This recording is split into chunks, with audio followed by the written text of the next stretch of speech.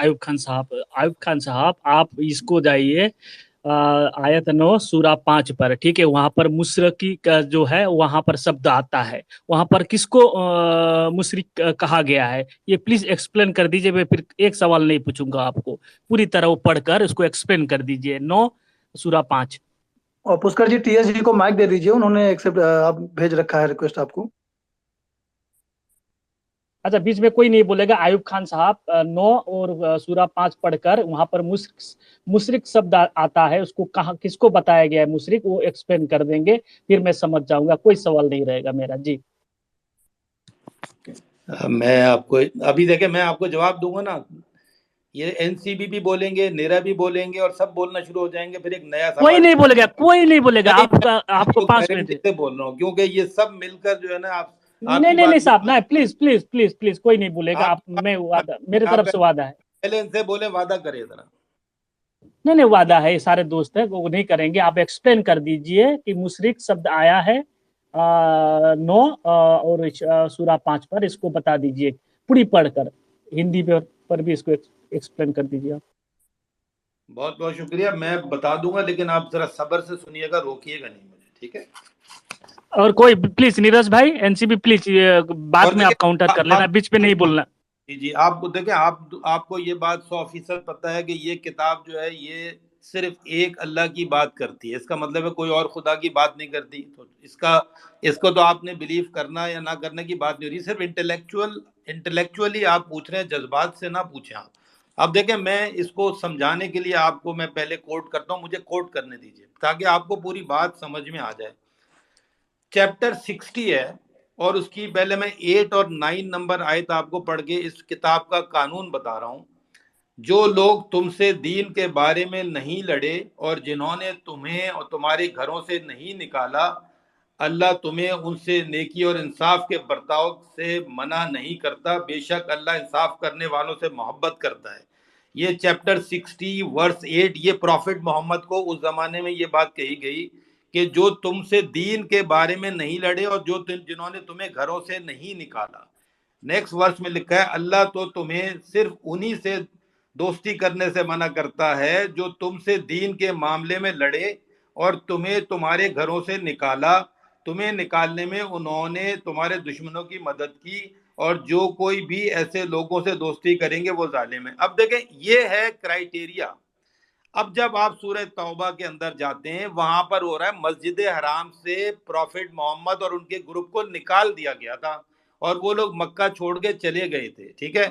जब वो वापस आए हैं तो उन लोगों के बारे में वहां पे लिखा हुआ है, उन्हीं की फैमिली थी, वो उन्हीं के चचा थे, उन्हीं की पूरी फैमिली थी। वो मस्जिद हराम में उनको एंटर होने से उन्होंने रोक दिया था। तो मस्जिद के अंदर की सारी जो उनकी फाइट है वो उनके दरमियान है कि वो मस्जिद में नहीं जाने देते थे, मस्जिद हराम में उनको, और वो मस्जिद हराम में जाके उम्रा और हज करना चाहते थे। तो अगर आप सूरह तौबा की पहली नंबर आयत से शुरू करेंगे तो वहां हज का जिक्र चल रहा है, हज अकबर लिखा हुआ है। तो वो एक प्रोसेस पूरा लिखा हुआ है जिसमें हिंदुओं से कोई ताल्लुक नहीं है। बार बार मैं आपको समझा रहा हूं, अपने आप को आप इसमें फिट ना करें बराए मेहरबानी। नहीं, मेरी वाली आपने पढ़ी नहीं, इसको पढ़िए ना प्लीज, मैंने जो बताया आपका 9 और सूरा 5 ये।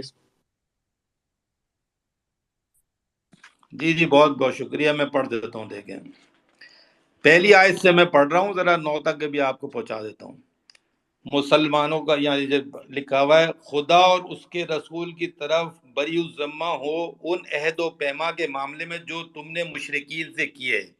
पहली आयत सूरह तौबा की जो है, वहां पर एक अहद किया गया मस्जिद हराम के बारे में कि उनके दरमियान कॉन्ट्रैक्ट किया गया कि कौन ये मस्जिद हराम में जाएंगे और इस टाइम पे ये जाएंगे। आगे लिखा हुआ है, देखें कि 3 नंबर आयत में, और अल्लाह और उसके रसूल की तरफ से हज अकबर के दिन लोगों के लिए ऐलान है, और अल्लाह और उसका रसूल मुशरिकों से बेताल्लुक है, क्योंकि उनका अहद हो चुका था कि जी इनको, ये उन्हीं के रिश्तेदारों की बात हो रही है, ठीक है।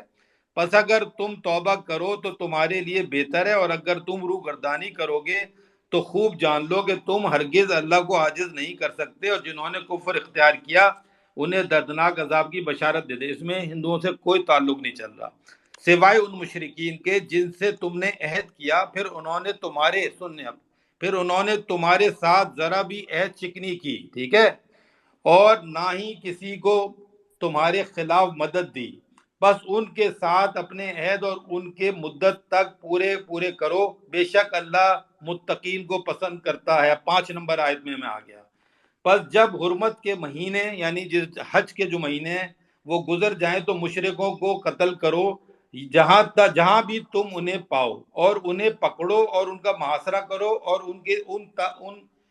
ان کی تاکہ ہر گھات میں جگہ بیٹھو، پس اگر وہ توبہ کر لیں اور صلاۃ قائم کریں اور زکوٰۃ ادا کریں تو ان کا راستہ چھوڑ دو، بے شک اللہ بخشنے والا رحیم ہے۔ نیکسٹ آیت۔ اور اگر مشرکین میں سے کوئی تیری پناہ مانگے تو اپنی پناہ دے دے، وہ اللہ کا کلام سنے اور پھر اس کے بجائے امان تک پہنچا دے اس کی جگہ کو، اس لیے کہ وہ نادان لوگ ہیں۔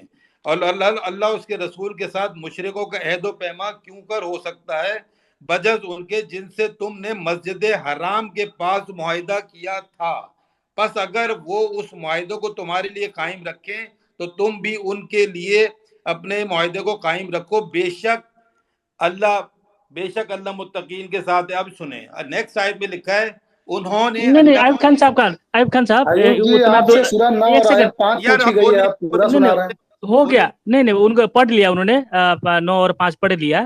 اچھا یہاں پر جو بات کہی گئی کہ ان کو گھات لگا کر قتل کرو، کس کی بات ہو رہی ہے یہاں؟ یہ ان کی بات ہوتی ہے جن کے ساتھ مسجد حرام کے لیے جانے کے لیے معاہدہ ہوا تھا اور معاہدے سے پھر گئے وہ،